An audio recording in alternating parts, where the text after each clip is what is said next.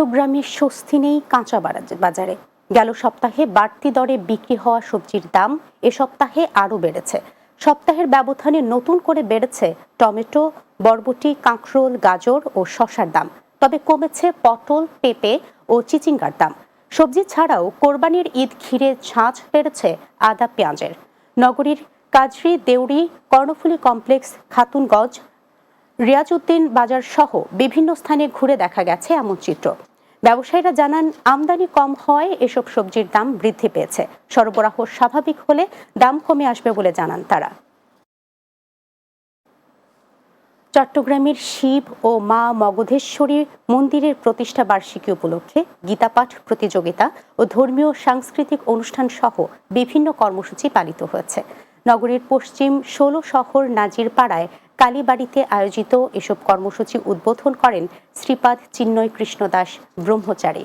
মন্দিরের বিকাশশীলের সভাপতিত্বে এতে প্রধান অতিথি ছিলেন চট্টগ্রাম ৮ আসনের সংসদ সদস্য আব্দুস সালাম।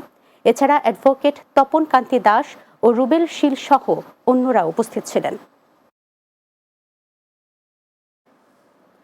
চট্টগ্রামের জোরারগঞ্জে স্ত্রী নাজমা আক্তার হত্যার দায়ে স্বামী মোহাম্মদ সাইফুল ইসলামকে যাবজ্জীবন কারাদণ্ড দিয়েছেন আদালত। চট্টগ্রামের দ্বিতীয় অতিরিক্ত জেলা ও দায়রা জজ মোহাম্মদ সরোয়ার আলমের আদালত এই রায় দেন।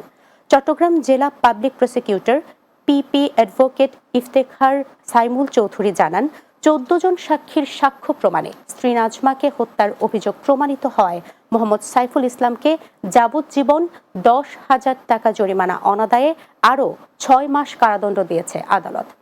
আসামির রায়ের সময় আদালতে উপস্থিত ছিলেন। পরে সাজা পরোয়ানামূলে তাকে কারাগারে পাঠানো হয়েছে।